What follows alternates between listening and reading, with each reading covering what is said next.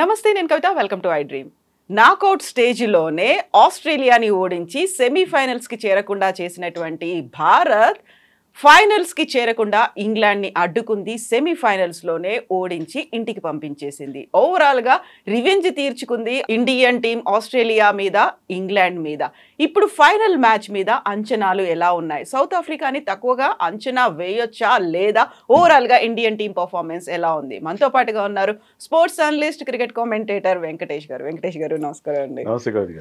ఒక ఎక్సైట్మెంట్ అనేది లాస్ట్ 2 మ్యాచ్ల్లో కనిపించింది. అటు ఆస్ట్రేలియాని ఇంటికి పంపించింది, ఇంగ్లాండ్ని ఆ ఫైనల్స్కి రాకుండా చేసింది ఇండియన్ టీం. ఒక ఎమోషనల్ సీన్ అయితే విరాట్ కోహ్లీ, రోహిత్ శర్మ వీళ్ళలో కనిపించింది. ఓవరాల్గా గతంలో ఎవరైతే సీనియర్స్గా ఉన్నారో మీకేమనిపించింది ఈ 2 పర్ఫార్మెన్సెస్లో, 2 మ్యాచ్ల్లో? ఎక్స్ట్రాడినరీ ఎఫర్ట్ అండి. ఎందుకంటే అక్కడ కండిషన్స్ మనకి సూట్ కాలేదు, టాస్లు ఓడిపోతున్నాం అయినా సరే ఓపెనింగ్ పార్ట్నర్షిప్ రావట్లేదు, విరాట్ కోహ్లీ కంటిన్యూస్గా ఫెయిల్ అవుతున్నాడు. ఎన్నో ఇబ్బందులు ఉన్నా సరే అక్కడ డిఫరెంట్ కండిషన్స్, డిఫరెంట్ కంట్రీస్, వాటన్నిటికీ అడాప్ట్ అయ్యి మన టీం ఇంత బాగా పర్ఫామ్ చేయడం, ఆడిన ప్రతి మ్యాచ్ గెలవడం, కొన్ని టఫ్ సిచ్యుయేషన్స్ నుంచి బయటపడడం, నిజంగా ఛాంపియన్ స్టఫ్. ఒక ఛాంపియన్ టీం ఎలా ఆడాలో అలా ఆడుతున్నారు. ఎమోషనల్గా ఆ అటాచ్మెంట్ కూడా ఉంది. అందరు మీరు అన్నట్టుగా సీనియర్స్ జూనియర్స్ని గైడ్ చేస్తున్నారు, జూనియర్స్ ఫియర్లెస్ క్రికెట్ ఆడుతున్నారు. సో ఓవరాల్గా ఏంటంటే ఆ blend of youth and experience చాలా బాగా కనిపిస్తుంది. Rohit Sharma is proving to a great leader. అతను 5 IPL టైటిల్స్ గెలిచాడంటే మామూలు విషయం కాదు. సో అదే ఇక్కడ ప్రూవ్ చేస్తున్నాడు. మొన్న వన్డే వరల్డ్ కప్ జస్ట్ ఒక్క బ్యాడ్ డే వల్ల ఫైనల్లో మిస్ అయింది, కానీ అతను టీంని లీడ్ చేసే పద్ధతి, యంగ్స్టర్స్కి అతను ఇచ్చే కంఫర్ట్ లెవెల్స్, ఇవన్నీ కూడా ఇక్కడ బాగా రిఫ్లెక్ట్ అవుతున్నాయని అనిపిస్తుంది. అందుకే మన టీంని ఎవ్వరూ అనుకోలేదు. ఎందుకంటే టీం సెలెక్ట్ అయినప్పుడు ఇది చాలా ఆర్డినరీగా ఉంది, ఎప్పటిలాగే ఉంది, మనం వెళ్తాము లీగ్ స్టేజ్లో గెలుస్తాము, నాకౌట్స్కి వచ్చేసరికి ఎప్పటిలాగే ఓడిపోయి వెనక్కి వచ్చేస్తామని మన ఫ్యాన్స్ అందరు కూడా they have resign to that thing. అందరూ అదే పద్ధతిలో వెళ్తున్నారు. సడన్గా ఈ టీం అద్భుతంగా పర్ఫామ్ చేస్తుంది. పాకిస్తాన్ని గ్రూప్ స్టేజ్లో మన టఫ్ మ్యాచ్ పాకిస్తాన్ ఓడించాం, సూపర్ 8స్లో ఆస్ట్రేలియాని ఓడించాం, అలాగే నాకౌట్స్లో సెమీఫైనల్లో ఇంగ్లాండ్ ఓడించి, ఇదే ఇంగ్లాండ్ చేతిలో 2 ఏళ్ల క్రితం మనం చాలా హ్యూమిలియేటింగ్ 10 వికెట్ల తేడాతో ఓడిపోయాం. అప్పుడు కూడా మనం చేసింది 168, 169 చేసాం. ఇప్పుడు 171 చేసాం. పెద్ద తేడా లేదు. కానీ ఈసారి this team is different. So ఆ చిన్న స్కోర్ను కూడా బాగానే డిఫెండ్ చేస్తున్నారు, చక్కగా డిఫెండ్ చేస్తున్నారు, పెద్ద మ్యాసివ్ విన్ సాధించారు. చాలా మంచి. మీరు అన్నట్టుగా ఎమోషనల్ కోషెంట్ కూడా ఉన్నది దీంట్లో. ఎందుకంటే విరాట్ కోహ్లీ అండ్ రోహిత్ శర్మకి ప్రాబబ్లీ ఇది ఆఖరి వరల్డ్ కప్ కావచ్చు. సో వాళ్ళ ఆఖరి అవకాశం వరల్డ్ కప్ని తమ హయాంలో గెలిపించే ఒక ప్రయత్నం. సో ఇద్దరు ఆ పట్టుదలతో ఖచ్చితంగా ఉన్నట్టుగా అనిపిస్తుంది. గతంలో లీగ్లో కావచ్చు, నాకౌట్లో పెద్దగా పర్ఫామ్ చేయలేదు రోహిత్ శర్మ అనుకున్నప్పుడు ఆస్ట్రేలియా మీద కావచ్చు, ఇంగ్లాండ్ మీద కావచ్చు, చేసినటువంటి రన్స్ అనేవి చాలా కీలకం. విన్నింగ్లో అవి క్రూషియల్ రోల్ ప్లే చేశాయి. ఆ కంబ్యాక్ అనేది ఎలా అనిపించింది మీకు? అద్భుతం అండి. Captain leading from the front అంటే ఇది ఇలా చేయాలి. టఫ్ మ్యాచెస్లో టాస్ ఓడిపోయినప్పుడు బ్రహ్మాండంగా అక్కడ చూస్తే టాప్ క్లాస్ బౌలర్స్ ఉన్నారు, స్టార్క్, కమిన్స్, హ్యాజల్వుడ్ లాంటి వాళ్ళు. ఇక్కడ జోఫ్రా ఆర్చర్, రీస్ టాప్లీ లాంటి అద్భుతమైన బౌలర్స్ ఉన్నారు. ఇక్కడ వాళ్ళని ఎదుర్కొంటూ అంత అగ్రెసివ్గా ఆడుతూ పవర్ ప్లేలో ఎక్కువ రన్స్ చేస్తూ ఎక్కడ స్కోరింగ్ రేట్ కుంటుపడకుండా చూసుకుంటూ అట్ ది సేమ్ టైం పెద్ద స్కోర్లు చేయడం, అక్కడ ఒక హాఫ్ సెంచరీ, ఇక్కడ హాఫ్ సెంచరీ, అది ఎక్స్ట్రాడినరీ ఎఫర్ట్. అందులో 2 కూడా టఫ్ పిచ్లు. అఫ్కోర్స్ ఆస్ట్రేలియా మీద అంత టఫ్ కాకపోవచ్చు, కానీ ఈ సెమీఫైనల్ జరిగిన పిచ్ మాత్రం చాలా టఫ్ పిచ్. అది రోహిత్ శర్మ తప్ప ఎవ్వరు అక్కడ హాఫ్ సెంచరీ చేయలేదు. సో అలాంటి ఒక పిచ్ పైన అతను ఆడిన తీరు, టీంని గైడ్ చేసిన, విరాట్ కోహ్లీ ఎర్లీగా అవుట్ అయ్యాడు, రిషబ్ పంత్ తొందరగా అవుట్ అయ్యాడు, అయినా సరే ఎక్కడ కూడా స్కోరింగ్ రేటు తగ్గలేదు. సో 170 ఎప్పుడైతే బోర్డు మీద పెట్టారో we know that India is going to win. ఎందుకంటే ఆ టఫ్ పిచ్ మీద 170 ఒక 250 లాంటిది. సో అందుకని అతను మ్యాన్ ఆఫ్ ది మ్యాచ్ ఇవ్వకపోయి ఉండొచ్చు, కానీ his effort is the real reason for our win. So అతను తర్వాత కెప్టెన్గా అతను టీంని, తన రిసోర్సెస్ని హ్యాండిల్ చేయడం, అక్షర్ పటేల్ పవర్ ప్లేలో బౌలింగ్ ఇవ్వగానే 4th ఓవర్లో అతను వచ్చి రావడంతోనే బట్లర్ వికెట్ తీశాడు. సో అతను తీసుకున్న నిర్ణయాలు కానీ, కెప్టెన్గా టీంని అతను గైడ్ చేసిన విధానం, so it was out and out Rohit Sharma effort. అటు ఆస్ట్రేలియా మీద విజయంలో కానీ, ఇటు ఇంగ్లాండ్ మీద విజయాలు కానీ.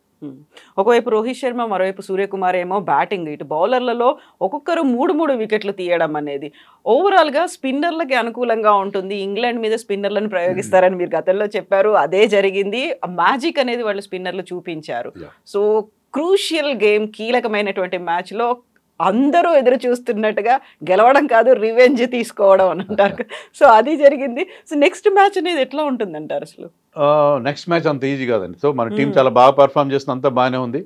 బ్యాటింగ్లో బౌలింగ్లో మనకి హీరోస్ ఎమర్జ్ అవుతున్నారు, everything is fine.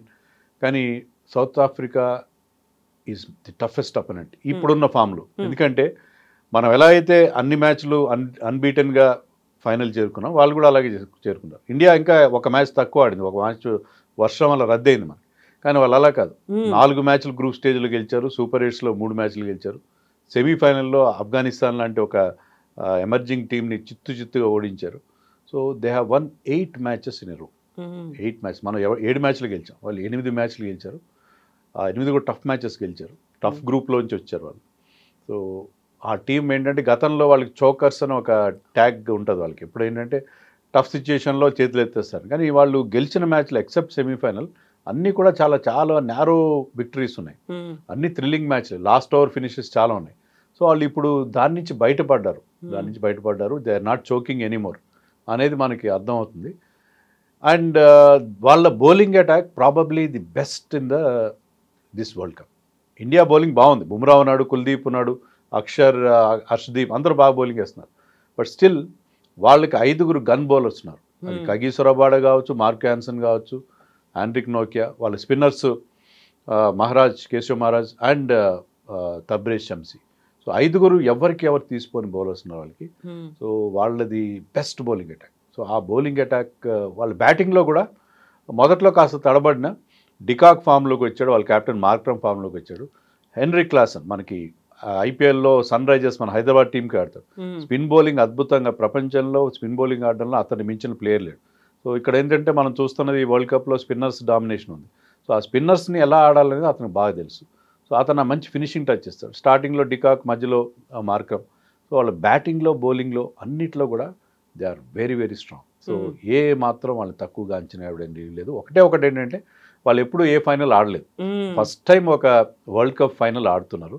So world cup final first time ఆడుతున్నారు కాబట్టి దాని తాలూకు ఆ నర్వస్నెస్ అన్నీ వాళ్ళకు ఉండే అవకాశం ఉంది. అదొక్కటే తప్పిస్తే మీరు మ్యాన్ టు మ్యాన్ స్ట్రెంత్ తీసుకుంటే ఇండియాకి ఏ మాత్రం తీసుకోరు. సో ఇప్పుడు మనం అన్ఎక్స్పెక్టెడ్గానే సౌత్ ఆఫ్రికా వస్తుందని ఎవరు కూడా అనుకోలేదు. ఎక్స్పెక్టెడ్ సంథింగ్ ఎల్స్, ఇంకోటి ఏదో అవుతుంది అనుకున్నప్పుడు ఈ ఫైనల్ మ్యాచ్లో మన ఇండియన్ టీంకి సంబంధించి గతంలో ఇండియా వర్సెస్ సౌత్ ఆఫ్రికా మ్యాచ్లు ఉన్నప్పుడు ఎలా ఉండింది? అంటే ఇంత పెద్ద స్టేజ్లో మనం ఎప్పుడు వాళ్ళని ఫేస్ చేయలేదు. గతంలో మనకి ఏంటంటే ఓవరాల్ రికార్డు తీసుకుంటే వాళ్ళ మీద మనం ఎప్పుడు బాగానే పర్ఫామ్ చేసాం. డిపెండ్స్ ఆన్ ఎక్కడ ఆడేవన్నది. అదే సౌత్ ఆఫ్రికా వెళ్తే వాళ్ళకి అప్పర్ హ్యాండ్ ఎప్పుడూ ఉంటుంది. కానీ మన కండిషన్స్లో వాళ్ళ మీద మనం బాగా ఆడిన సందర్భాలు చాలా ఉన్నాయి. But players like de Kock, Klaasen, వీళ్ళకి ఇండియా మీద చాలా మంచి రికార్డు ఉంది. క్లాసన్ ఎప్పుడు స్పిన్నర్స్ని బాగా ఆడతారు, డికాక్ ఎప్పుడు కూడా ఇండియన్ కండిషన్స్లో చాలా మంచి రికార్డు ఉంది. వరుసగా 3 వన్డే 100s ఇండియాలో చేసిన రికార్డు కూడా ఉంది. సో వాళ్ళు మన కండిషన్స్ అడాప్ట్ అవడంలో మిగతా టీమ్స్ కంటే, ఇంగ్లాండ్ కంటే, ఆస్ట్రేలియా కంటే వాళ్ళు తొందరగా అడాప్ట్ అవుతారు. సో అందుకని ఇక్కడే వెస్టిండీస్లో సేమ్ ఇండియా పిచెస్ లాగానే ఉంటాయి కాబట్టి వాళ్ళతో మనకి అన్ని రకాలుగా టఫ్గానే ఉండే అవకాశం. సో ఇప్పుడు మనకు ఆఫ్ఘనిస్తాన్ మీద జరిగిన మ్యాచ్లో ఆఫ్ఘనిస్తాన్ వస్తుంది అనుకుంటే ఆల్మోస్ట్ 56కే ఆల్అవుట్ చేసేశారు.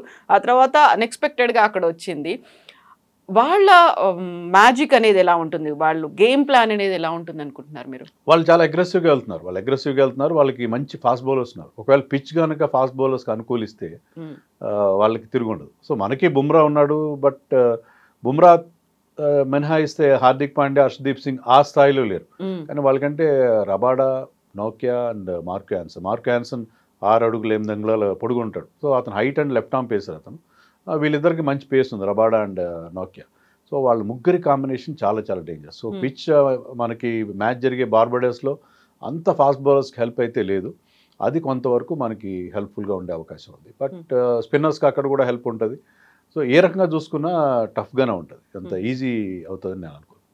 సో శివం దూబే నిన్న కూడా ఫెయిల్ అయిపోయారు. ఆ తర్వాత అనుకున్నంతగా జడేజా కావచ్చు, హార్దిక్ పాండ్యా ఇలాంటిది నిన్న కనిపించలేదు. So next match, final match, ఒక బిగ్ మ్యాచ్. అప్పటికి టీం అంతా అలాగే ఉంటుంది అనుకుంటున్నారా? ఏమైనా ప్రయోగాలు, మార్చడాలు ఉంటాయా? ఇప్పుడు ప్రాబ్లం ఏమైందంటే మనం ఇంతవరకు ఆడిన మ్యాచ్లో ఒకే ఒక మార్పు చేసాం. అదేంటంటే న్యూయార్క్లో, అమెరికాలో ఆడినప్పుడు గ్రూప్ స్టేజ్లో ఒక ఎక్స్ట్రా పేసర్ సిరాజ్ని ఆడించాం. ఎప్పుడైతే మనం వెస్టిండీస్లో మ్యాచ్లు ఆడుతున్నాం, అక్కడ స్పిన్ పిచ్లు ఉన్నాయో, సిరాజ్ ప్లేస్లో కుల్దీప్ యాదవ్ అని ఆడిస్తున్నాం. అది మినహాయించి జట్టులో ఎలాంటి మార్పులు జరగలేదు. But he is doing really well కదా Kuldeep. Kuldeep Yadav is wonderful bowler. మన తురుపు మొక్క యాక్చువల్గా వికెట్ టేకింగ్లో బుమ్రా కంటే కూడా ఎక్కువ వికెట్లు తీసే పరిస్థితి ఆడిన మ్యాచ్లు, నెంబర్ ఆఫ్ మ్యాచెస్ ప్రకారం చూస్తే. బట్ ఇప్పుడు ఏమైందంటే మీరు ఇన్ని రోజులు ఆడని ప్లేయర్ని ఒకరిని తీసుకొచ్చి ఫైనల్ ఆడిస్తే అతనికి మ్యాచ్ ప్రాక్టీస్ లేదు, ఏం చేయాలి? శివం దుబే టోటల్గా డిసప్పాయింట్ చేస్తున్నాడు.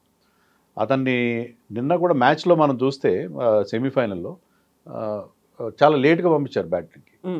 అతని ముందు జడేజా వచ్చాడు, హార్దిక్ పాండ్యా వచ్చాడు. యాక్చువల్లీ ఈ షుడ్ బ్యాట్ ఎట్ నెంబర్ 5, కానీ అతను నెంబర్ 7లో బ్యాటింగ్ వచ్చాడు. ఫస్ట్ బాల్కి అవుట్ అయిపోయాడు. అంతకుముందు మ్యాచ్లో కూడా అతనికి ఇచ్చిన రోల్ ఏంటంటే స్పిన్నర్ల మీద సిక్సర్లు కొట్టాలి, మంచి స్ట్రైక్ రేట్తో స్పిన్నర్స్ మీద ఎదురుదాడి చేయాలి. ఆ స్ట్రైక్ రేట్ రావట్లేదు, సిక్సర్లు కూడా రావట్లేదు. ఇప్పుడు ఏం చేయాలి? ఇప్పుడు సడన్గా వేరే వాళ్ళని పిక్చర్లోకి తేవాలా? ఇక్కడ ఇండియాకి 2 ఆప్షన్స్ ఉన్నాయి. ఒకటి ఏంటంటే సంజు శాంసన్ని తీసుకురావడం. Sanju Samson lower down the order బాగా ఆడతాడా లేదా అనేది ఒక సందేహం. లేదా యశస్వి జైస్వాల్ని ఓపెనర్గా పెట్టుకోవాలి. అండ్ విరాట్ కోహ్లీ ఓపెనర్గా ఫెయిల్ అవుతున్నాడు. సో విరాట్ కోహ్లీ ఓపెనర్గా ఫెయిల్ అవుతున్నాడు, యశస్వి రోహిత్ శర్మ ఓపెన్ చేసి విరాట్ కోహ్లీ తన నెంబర్ 3 ప్లేస్లో వస్తే ఎలా ఉంటుంది? అప్పుడు మళ్ళీ విరాట్ కోహ్లీ ఫామ్ అందుకునే అవకాశం ఉంది. విరాట్ కోహ్లీ అయితే టీంలో ఉంటాడు. చాలామంది ఏమంటున్నారంటే, మీరు శివం దూబే గురించి అడిగారు, మరి విరాట్ కోహ్లీ కూడా ఫెయిల్ అవుతున్నాడు కదా Virat Kohli, because is Virat Kohli. Even నిన్న మ్యాచ్ తర్వాత కూడా రోహిత్ శర్మ ఏం చెప్పాడంటే, విరాట్ కోహ్లీ ఫామ్ విషయంలో నాకు ఎలాంటి వరీ లేదు, ఈ backed his senior player and బహుశా అతను తన బెస్ట్ ఇన్నింగ్స్ ఫైనల్ కోసం దాచిపెట్టుకున్నాడేమో అని కూడా అన్నాడు. సో దాని ప్రకారం చూస్తే ఏంటంటే విరాట్ కోహ్లీ ఓపెన్ చేస్తాడని మనం ఎక్స్పెక్ట్ చేయాలి. ఆ ఆప్షన్ కూడా ఉంటుంది India. Left right combination, Yashasvi Jaiswal left hander, left right combination ఎప్పుడు ఓపెనింగ్లో బాగుంటుంది. సో కానీ విరాట్ కోహ్లీ నెంబర్ 3లో ఆడిస్తే మిగతా వాళ్ళందరూ ప్లేస్లు మారిపోతాయి. Pant will become number 4. Pant is doing very well at number 3. Pant number 4 అయిపోతాడు, సూర్యకుమార్ నెంబర్ 5 అయిపోతాడు. మొత్తం బ్యాటింగ్ ఆర్డర్ అంతా మారిపోతుంది. సో ఒక్కరి కోసం మొత్తం అంతా మార్చే పరిస్థితి ఉంటుంది. సో ఇప్పుడు కొత్త ప్లేయర్ని తీసుకురావాలా, లేకపోతే శివం దుబేని కంటిన్యూ చేయాలా? శివం దుబే మీద టీం కూడా కాన్ఫిడెన్స్ లేదన్న కారణం ఏంటంటే అతను బ్యాటింగ్లో చాలా వెనక్కి పంపించారు. అతను he's not a good fielder also, fielding కూడా సరిగ్గా చేయడం. సో ఇవన్నీ ఫ్యాక్టర్స్ చూస్తుంటే శివం దుబేని ఒక్కటే రీప్లేస్ చేస్తారు, అది సంజు శాంసన్తోనే చేస్తారు అన్నట్టుగా మనకు అనిపిస్తుంది. Virat Kohli might continue to open the innings అని మనం అనుకోవాలి. సో కొన్ని గంటల్లోనే ఫైనల్ మ్యాచ్ అనేది ఉంది. ఎప్పటి నుంచో ఎదురు చూస్తున్నారు, మళ్ళీ కప్పు కొట్టాలి, 10 ఏళ్ల తర్వాత T20 వరల్డ్ కప్ అనేది భారత్ చేతిలో ఉండాలి, టీం గెలుచుకోవాలి అనుకున్నప్పుడు అక్కడ ఉన్నటువంటి పిచ్ ఎవరికి అనుకూలంగా ఉంటుంది, దేనికి అనుకూలంగా ఉంది అసలు?